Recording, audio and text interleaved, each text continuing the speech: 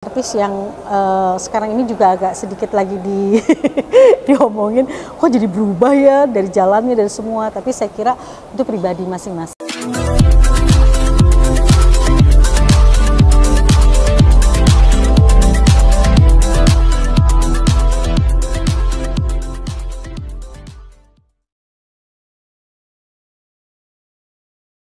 Sih Mbak, artis sekarang nih yang di Dewan sama yang zaman Mbak dulu. Oh ya, saya sih bukan anggota Dewan, tapi bisa dibilang bagian dari orang belakang layar.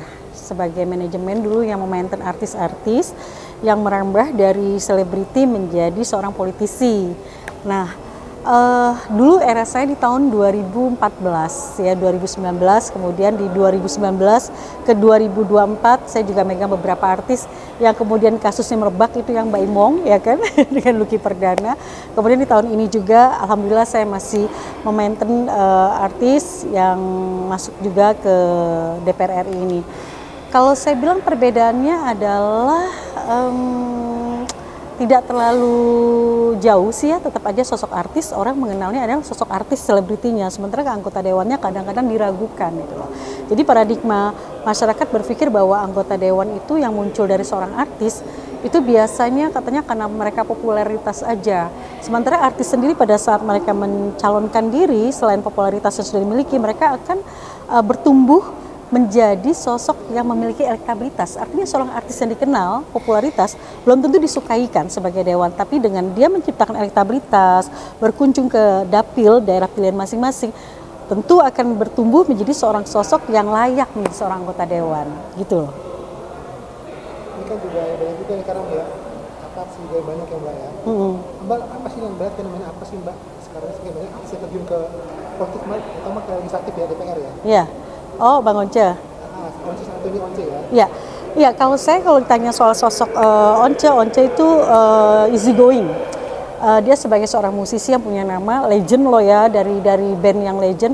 Menurut saya ketika dia masuk di Arena Senayan di sini, kantornya di sini di Nusantara 1 ini, beliau tetap menjadi seorang yang sederhana, seorang musisi yang luar biasa, tetap bersahabat ya dengan teman-teman musisi, tidak langsung berubah menjadi seorang sosok yang jumawa gitu, karena ada juga beberapa artis yang barangkali ketika mereka masuk ke dalam arena politik langsung berubah, karakteristiknya berubah dari cara jalan semua. Nah itu yang menurut saya itu tidak perlu dilakukan, karena menurut saya adalah perubahan itu mindset, bukan dari body language ya, tapi mindset, terus juga belajar banyak tentang politik itu harus berubah memang. Tapi kalau body language jadi kelihatan kayak menjaga jarak atau apa, itu yang menurut saya nggak penting gitu, nggak usah seperti itu juga sih, karena orang tetap kenal dia sebagai seorang public figure yang asik, easy going gitu lah, humble gitu. Mbak, kalau Mbak lihat ada itu ya artis ya beberapa ya.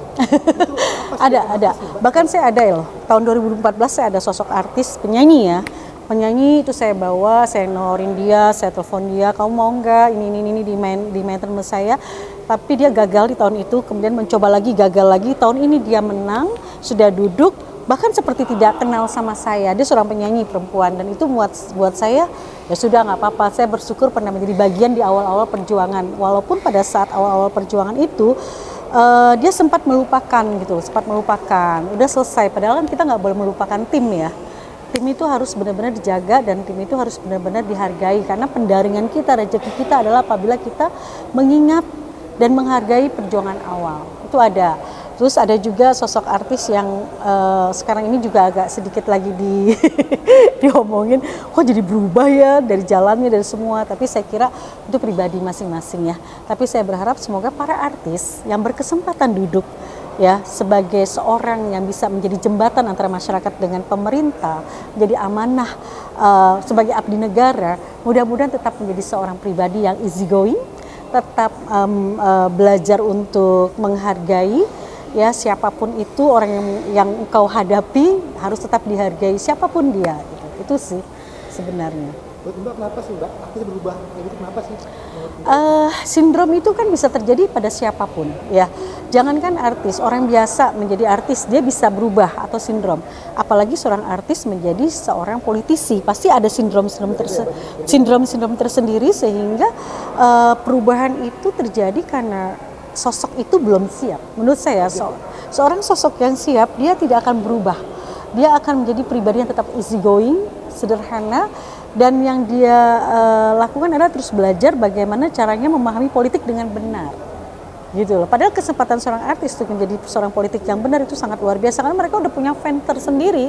Tanpa mereka minta dukungan suara, mereka sudah didukung suara gitu loh. Suaranya udah luar biasa karena banyak fans kan gitu.